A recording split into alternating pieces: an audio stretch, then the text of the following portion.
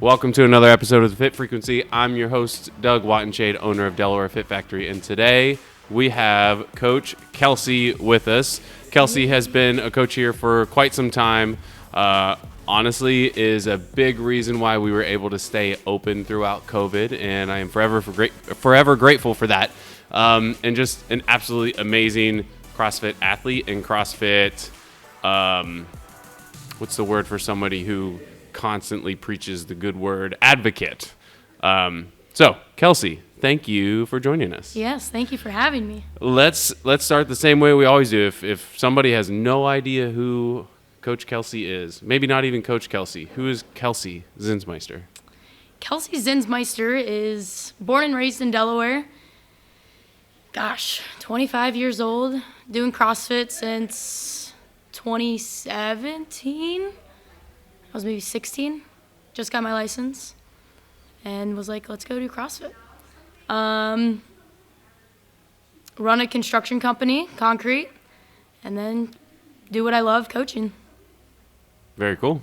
Very cool. I remember this was actually when I had just started coaching. You had dropped in, and the previous owner, Eric, was like, hey, you got to watch Kelsey over there. You were a baby. You were so young. And then when I took over and was looking for coaches, you definitely jumped on board. And like I mentioned earlier, you were crucial to our survival during COVID. The stuff that we had to do with our schedule, having a class like every other hour, and you had a lot of availability, and then it was awesome to have you back then, and then also kind of watch your CrossFit career and journey grow and evolve through that. What would you say? What are some of the coolest things from when you were 17, 18, however young you were, to now? What kind of contrasting things do you have in the fitness world? Yeah, just kind of seeing how CrossFit's evolved. Like, I remember being 16 and going to Metro Fitness over in Delaware and getting tired of just running miscellaneous, not know what I'm doing, machines. And then when I got my license and I could drive, I was like, all right, I want to try this CrossFit thing. And I walked into a CrossFit gym and was like, I have no idea what it is. And the owner kind of looked at me and was just like, okay, let's start. And that's where I started drinking the Kool-Aid and never stopped drinking it. But the coolest thing, just kind of just seeing how it's evolved, and my passion for coaching definitely evolve. Like, loved being on the athlete side of it for sure for numbers of years, and then kind of now where I'm at, I enjoy the coaching aspect and everything. What was the original question? Coolest part? I don't know, just how things have changed for you, and maybe how things have changed for CrossFit. I know that you were known, not in a bad way.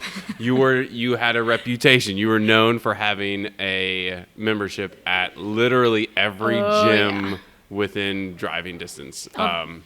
Yes, that was with school. Went to Columbus State my first year out of high school, and then transferred down to Ohio State. And so I used every part of my location to my advantage, and went to gym in Delaware and Plain City, Upper Arlington, Westerville, downtown Columbus, like all over the place, and grateful for every opportunity that was at that gym. And it was fun to see kind of the different, every gym is so different, but they all share one thing of CrossFit is like just CrossFit itself, the movements, the standards, the workouts, but each community is also so different. And I think that was really cool to see, and definitely helped me develop as a coach, just seeing other people coach, and definitely learned a lot. Yeah.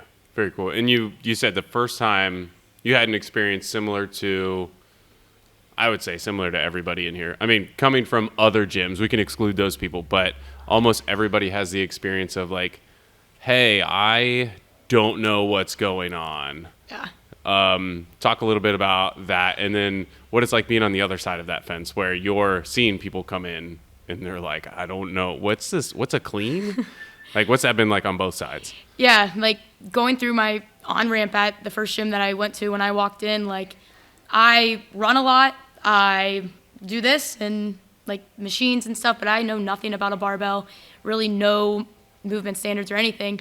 And I remember the on-ramp just being so, like, looking back on it now, is a baby deer learning to walk. And it's just fun to see the progression of everything. Like now as a coach, during on-ramp when I'm coaching the push jerk, I'll always say, like, I wish someone would have videoed me learning the push jerk for the first time, because I always say it's like a baby deer learning to walk, because it was so out of sync, out of the rhythm. And then to this day now, it's one of my favorite movements, and just that progression.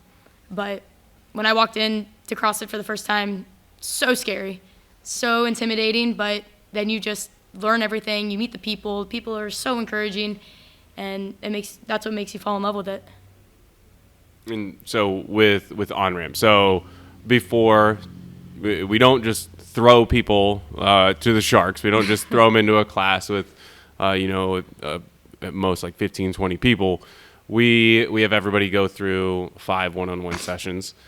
So let's talk a little bit about the difference between when you're coaching maybe not today's workout, it's one movement over and over and over again. But when you've got a class of 15 to 20 people, how your coaching differs from somebody who they don't even know what you mean when you say AMRAP or push jerk, and you have to coach them through that first time. Talk a little bit about that dynamic as a coach. Yeah, so seeing just kind of the room full of people, you have some older members, you have 60 to 80-year-olds, and then you have your teenagers or early 20s, and they are in 2 very different spots of life.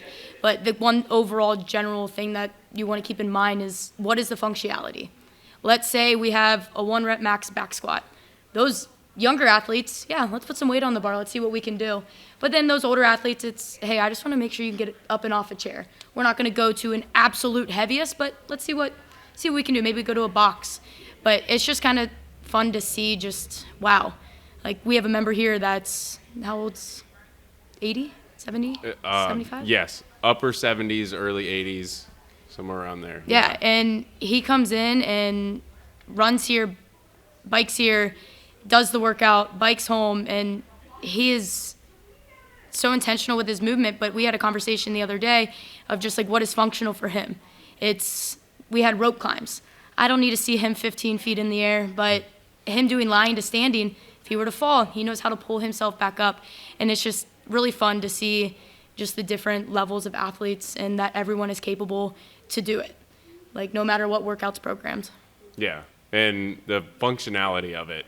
And then, so with coaching on-ramps, you have every possible level of fitness that's going through this series of sessions, which it's a little bit of a template, like boilerplated method that, some people that have experience with CrossFit, cool, we're going to crank up the intensity. But there's also a lot of people who have never done any fitness in their life, and, talking about the functionality of the squat, it's no different than like sitting down on the couch and getting back up. And then press, it's no different than like putting something, up in the counter and all that kind of stuff. So, what's your experience with that huge contrast in, some of our athletes that are very excited for the Open, which we're about to talk about, and then other members who are just like, I just need to lose weight and move so that I can live a long, happy life. Yeah. My favorite part, kind of, this is a little side piece to on-ramp, to those newer members that walk in and do it, and they are so nervous and intimidated, and I love it. It makes me smile, and we always have that conversation, is like, how nervous are you? And typically they're at like a 10, and I'm like, this is fantastic, because I love seeing throughout the session them surprising themselves, and them like being like, oh my gosh, you want me to do what, with where? And they do it, and they're like, oh my gosh, I just did that perfectly. And it's just fun seeing like their nervousness goes down throughout the session and their confidence goes up, because they're realizing what their body is capable of. And I think that's amazing to see. And then you have your experienced athletes, and it's the same spectrum, is they're seeing what their body can do, but they kind of already know, but now we're kind of testing it a little bit, seeing how fast or whatnot they can do. And so that's the cool piece in on-ramp when you have someone freshly walk in, is just seeing their confidence grow and just being like, oh, I can do this. I am capable. But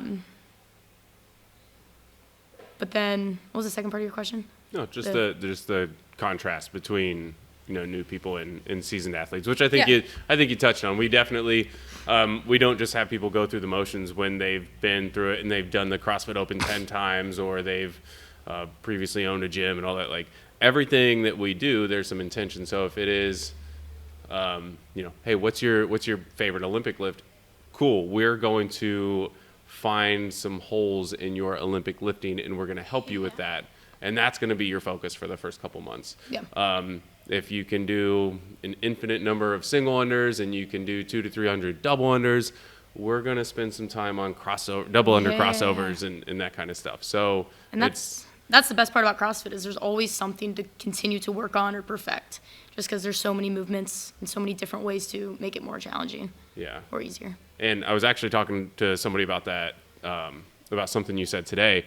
It is really cool for me to see, even like with the initial meeting when people come in, they're inquiring about the gym before they sign up,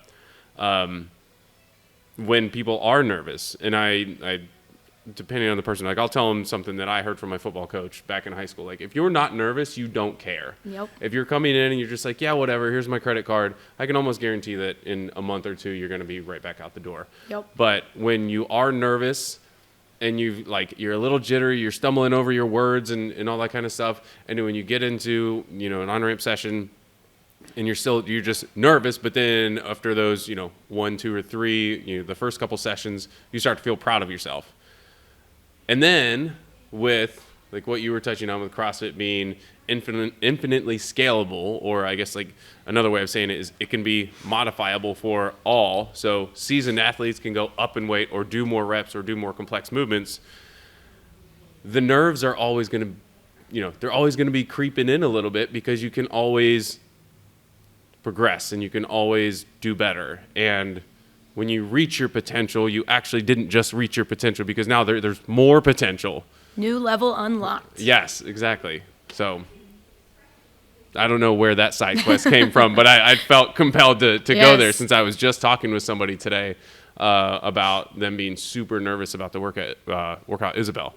So speaking of benchmark workouts and then seasoned athletes, and we mentioned the Open and everything, the CrossFit Open is right around the corner. And I'll start saying that in like September. The CrossFit Open's right around the corner. No, it's the same time every year. It's late February and early March.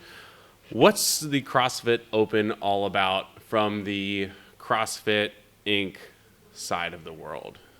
Yeah. Gosh, I remember my first CrossFit Open back in 2018, and that was like that was the only way to the games. Like that was the only way. To the CrossFit Games. Yeah. And so there was a bunch of high-level athletes doing it. So it was kind of fun just to like, not that I was anywhere close to them, but it was just fun to see just where they ranked and where you ranked. So like signing up, and then they released the workouts. Gosh, what was that, 8 p.m. that they released it back then? And they had the live announcements where you could go on Facebook or whatever platform it was back then and watch it live. And I remember 7:30 would come around. I would get my phone out, be so ready to watch it and hyped for Friday to come along, and that's when we would do it in class. But CrossFit comes out with workouts on Thursdays, and then we do them in class on Friday. And just the nervous, kind of what we touched on earlier, just the nervousness because you were excited and you cared about it. But it's a way for everyone worldwide in the CrossFit community to do the same workout. And then you can be placed on the leaderboard and see kind of where you are. I mean, you do it every day, so why not put it to the test every once in a while for the CrossFit Open? Yeah, and it's very, at the lowest level of the, what is the CrossFit Open. It's essentially 3 workouts that the entire CrossFit world is at least encouraged to do. Yeah. I mean, the way CrossFit is structured, being an affiliate program and not a franchise and all that, we're not required to really do anything. But it's something that CrossFit gyms, they all, program it Friday or Saturday or whenever it is, the weekend that it's announced. And it's just really cool. I mean, whether you feel it or believe it or not or whatever, it's just really cool to feel like you're part of, something bigger or part of a culture, if you will. And then, there's the competitive aspect of it, which I'm in the same boat. I'm nowhere near the CrossFit Games athletes, but it is cool. You can sign up through CrossFit officially and get on the worldwide leaderboard and see, what was at several years ago. I couldn't tell you who's in the top spots now, but like always looking at Rich Froning and Matt Fraser and Tia Toomey and all of that. How far away from them am I? And then how am I ranking against, friends at other gyms or maybe relatives that live in another state or something like that. So it's just really cool to be part of that worldwide thing. And what's also cool too is like you compare yourself to others kind of just all around the world and at other gyms, but then every year it gives you like what percentile you're in. So then from year to year you can kind of see the difference of like, okay, I was in the 99th percentile here and then I dropped down to the 80. I kind of see where I like not fell off, but I went up, and you can see kind of progression there, which is really cool from year to year. I've heard a lot of people in the CrossFit world talk about it as like your yearly fitness checkup. Speaking specifically to the percentiles and all that, which is cool when CrossFit has other things going on. Like, for example, they're bringing back the quarterfinals this year, so it's the top 20% get invited to do more workouts, to be on another leaderboard, all that kind of stuff.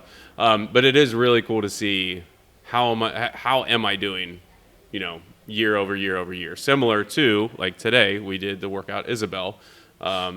Or you can go back and repeat your open workouts and just see, am I the same? Am I getting more fit, less fit, stronger, slower, faster, all that kind of stuff. It's a good measurement of just your overall fitness, which is pretty awesome. Yeah. So CrossFit has that. How do we kind of like leverage our connection with CrossFit to do, what is the Intramural Open at Delaware Fit Factory? Yeah, what makes in the Intramural Open, like you have the CrossFit side of it. And it's like, okay, CrossFit is giving us these workouts. Why don't we just make it a fun community party? We do this every day. We have workouts every day. We work out together. Why not take advantage of these 3 weeks and make it some sort of party or team-oriented? Because like community here is stronger than ever. So it's like, why not thrive on that and do an Intramural Open? So how we do it here is we're all put into teams. So everyone signs up and we get put into teams. And then you are earning points for your team throughout the 3 weeks. And majority of the points, almost all the points, are participation based. So if you just show up, do the workout, judge some people, participate in the themes that we have from week to week, and you earn points for your team. Good way to bring the members together from class times. If you always come at 5 a.m., you probably have never met someone that comes at 4:30 in the evening. And so it's a fun way to kind of get everyone together to do these workouts.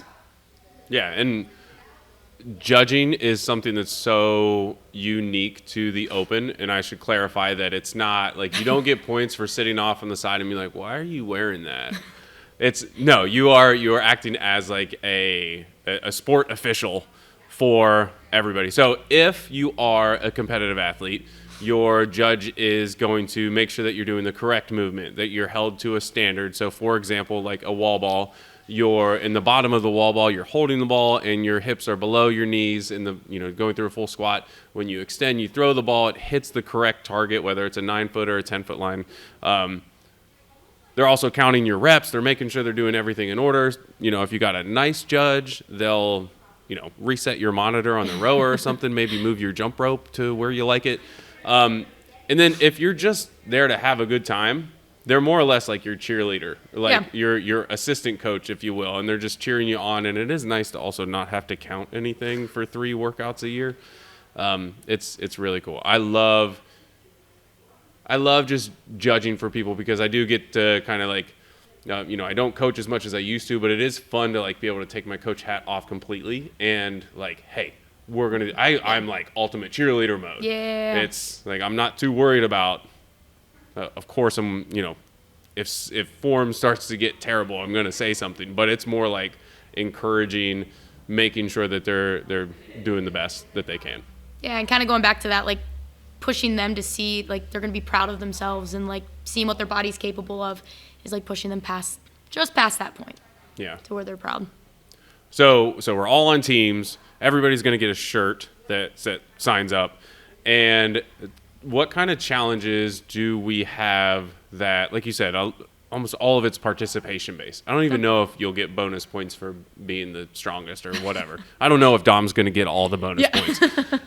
But what kind of challenges Do you want to give any of them away, or are you going to keep it a surprise? No, I'll give some of them away. So the challenge is, like, at the end of a class that you attend, grab a partner that's not on your team and do 30 burpees together. High five burpees at the top. And you get some points for your team. You show up to class, you'll get points from your team. If you judge, participate in theme, and then some other random challenges throughout the weeks, that'll keep those a secret. Another fun thing. Yeah. Another fun thing that we do. We do so many fun things, and I guess we call it the Intramural Open, and that's like this big umbrella term. And then like a big part of that is Friday Night Lights. So there's challenges that are going on all week. You get your shirt, high five people you don't even know, but then Friday Night Lights. My dad and we go nuts. We change the lighting in here. It looks like the worst possible club that you went to when you were maybe just a little too young to go to clubs, but it's fun. It's a party atmosphere. And the third week is extra special for me because there's a potluck, but also there's a lot of food. And then also that's when we encourage everybody to bring a friend and to try the workout. We'll modify it. For everybody that, they've maybe people that have never done anything before, or those that are thinking about CrossFit, we make it accessible. Kelsey, to talk a little bit about like the bring a friend part of it. Yeah, I mean, as CrossFitters know, they know that you talk about it a lot. You talk about CrossFit, so I'm sure all your friends have heard about it. And so trying to get them just for one workout, just to come and see what the community is all about, and no better way to showcase that than on Friday Night Lights, because everyone comes and cheers on. It is such an uplifting atmosphere. And so getting to show your friends just a little bit of kind of the stuff that you talk about all the time, of how much you love CrossFit, a little bit of that is great. So coming in, and we'll always scale the workout to whatever ability they are, but just more so just getting them in and showing them what it's all about. I think last year we did a kids heat, right? Yes. And it was absolutely awesome. All the members' kids that sit there on the sidelines all the time during every day, and they're like, I want to try. That wore me out, cheering the kids on. I think 5 minutes was a little long for the workout. But and these kids probably ranged what? Like 5 we had some to 4 and 5 year olds all the way up to, I think, maybe some, like Ashley's kids were in it too. So, upwards of 10. Yeah, it was wild. Yeah, just an absolute great time. And yes, the workouts are tough, but, and it might sound cliche, the hardest part is literally just showing up. For some members, the hardest part seems to be getting their phone out and scanning the QR code and signing up to get their shirt in their spot. But honestly, like getting there, and then once you're here, you're high-fiving everybody. Yep. Every week has a theme, so like there's just some extra energy pumped into the room. And yes, the workout is difficult, but you find a way to absolutely crush it. So just showing up and doing all that is probably the hardest part of it, in my opinion. Yeah, it's you walk in for that first consultation. That's the only time you're going to walk in here a stranger, because everyone's going to high five you the next time you walk in, say hi to you. So just community. Okay, so hot seat. Yes, we talked about all of the open things and how we do it here with the Intramural Open. So now, time to hit you with some rapid fire questions. So if you're thinking too much, if you're taking too long, stop. Like whatever comes into your brain first, that's going to be your true response. So we'll start simple. Least favorite CrossFit movement. That's too long. Running. I need to revote. I have so many least favorite movements. Classic thruster. That classic cliche. Goodness. Okay, favorite CrossFit movement. I'm really bad at these rapid fire questions. Yes. Snatches.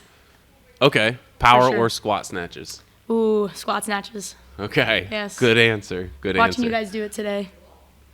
If you could add one movement, you and I have both we've tried some other fitness things. Like it's almost like icing on top of the fitness cake, and it's made of CrossFit mostly. What's one thing you would love to like incorporate into a CrossFit class on a more regular basis? Toes to rings. Toes to rings. Love it. Some toes to rings. I 100% thought you were gonna say like bicep curls. Oh yeah, bicep curls, dumbbell pullovers. Okay, and make sure you're in the middle of the squat rack when you do those. Yes. But toes to rings for sure. Okay, so top good CrossFit Open memory. Good at CrossFit. There's got to be one. Oh, there's so many. Maybe you absolutely crushed the workout. You gave the Matt Frazier like. There was years. I feel like I went through a stretch of years where it just so happens I was always injured during the CrossFit Open, but this was 2018, I want to say, and it was the toes to bar thrusters jump rope, and it was like a 20-minute AMRAP of just short reps. That was dumbbell thrusters. Dumbbell thrusters, yes. 20 minutes, yes. Yeah, and I think it was 4 dumbbell thrusters, 6 toes to bar, 20 double unders. Yes, there were a lot of hash marks on a giant dry erase board. Yes, and I think to date that is my favorite one because toes to bar 6 is a perfect number to where you can hop up, rep them out unbroken, grabbing that jump rope, just cruising through for those 20 minutes. And me and Gavin just got done looking through old open scores. I remember getting 19 rounds on that, and it just felt good just because they were short, quick reps, and that was a highlight way back when. Any tragic CrossFit Open memories? Maybe not tragic. There was, the year that it was, this might have been 2017 then. Don't quote me on that, but it was the ascending ladder 10 through 1, or maybe 1 through 10, of dumbbell front squats and burpees over the dumbbell. And then there was a part B, which was a max clean. That was 18-1. Yeah. And it was the first year of, 18. And I remember doing that workout at 5 a.m. and I was the only one that showed up to this 5 a.m. class. And so the owner judged me, and loved it, felt great. Went home, and about noon, curled up in a ball, I had to get my appendix taken out. Oh, no. Cleared me for that entire rest of that open one, that year of the open. And I remember it specifically because it was that workout. I felt great during the workout. I don't think it was related at all. But, yeah, went home from school and was like, yeah, something's not right. And then that night I had to get my appendix taken out. So that kind of then took a week off. And then the third week it was really fun because I went to go watch everyone. And it was just cool to be in the atmosphere, but still not be able to participate. Yeah. Knock on wood, I haven't had a period. I haven't missed an open due to an injury or anything like that. So that sucks. Yeah. There was that year, and then the year after was I messed up my knee, not being smart, but Yes. There was yeah. Okay, so a lot of the common movements that show up in open workouts. What's one thing you're hoping that you see this year? Did you say at the judges course they included bench press? I have heard a rumor that there's bench press. Go. Okay, so bench press. You're hoping bench press shows up. Bench press, I think, would just be funny. I think it would just be such a curveball into the standard of what the open is. It would just be such a curveball there, and I am all for that. So the other total, so 1 rep clean, Ooh. bench press, and overhead squat. That was in the quarterfinals. I want to say 21. Yeah. So have we ever seen just a max lift though? Not. We've only seen. It's been after a workout. I was gonna say it's always been a part B or part A. Yeah. So that would be kind of cool if it was solely just a 30-minute clock, lift as much as you can. Bench press. Okay. What is something that you're really hoping and praying? Maybe you've sent Castro a message already, don't let this show up. What's something you don't want to see in the open this year? Ooh. You can't say sumo deadlift high pulls or kettlebell snatches. Love some kettlebell snatches though. Fatigued handstand push-ups. I feel like they always put handstand push-ups after an insane amount of presses or handstand walks or But I do love how much of a curveball it throws everybody with the handstand push-up standard and the measurements. What was that, 2 years ago, where it was like measure your forearm, Yes. That was so silly. I would say yes. So the movement standards are great. They hold do. people accountable for full range of motion. Yes, but then like Hands are way out here. yes, the competitive aspect, like it's kind of like a baseball strike zone. Like the pitch has to be in there. Like there might be like if you're too far away and you don't see it, like cool, you might call a ball a strike or a striker ball. So you might miss a rep that wasn't good here or there. But for the most part, like it needs to be done this way, and that helps with the competitive world of CrossFit. But then sometimes there are standards, and like at least figuring out those standards, and it's like, how are we supposed to do this when this is me putting on my business hat? You make a majority of your money as a company from the affiliates that pay you a licensing fee, and yet you're asking them to take time out of class to climb up a rope and make sure that it's measured to 15 feet and get it on video, have everybody have their phones out. And like you said, years ago for handstand push-ups, it used to be like measure from your wrist to your elbow, divide it by 3/4, and then it has to be like that above the top of your head, tape line on the wall. Lord. Yep. So that is what I'm hoping we don't see in the Open. Awesome. Okay, so 2 more questions. So first one, Asia, somebody is nervous about signing up for the Open. It could be that they're like me, I'm getting back into competing, but I'm nervous. Or it could be somebody who's brand new to fitness, or maybe they've been here for a while and they're just like, I don't know, I'm nervous. Like, what are you saying to them? I get it. I totally get their nervousness. I get, like, they look up CrossFit Open online and they see a lot of these high-level athletes just, like, doing all the movements RX, lifting super heavy weights, and they're looking at it like, oh my gosh, I'm not there yet. Yet was the key word there. But I told her in class the other day, I was like, you come in here and you work so hard throughout, like, however long she's been here, and she worked so hard, why not put it to the test in a fun community event? And it's all participation based. Nothing is different than what we do here every day. We're still going to scale it the same, maybe throw in a little bit of what CrossFit scaling options are, the CrossFit Open scaling options are, but we're going to scale it the same way. Just come be in that environment of people sitting there cheering you on, pushing you to do 1 more rep or lift 5 more pounds, and just to see that level of just like, oh, wow, I can do this. I am able to do this. I was talking to our seniors today.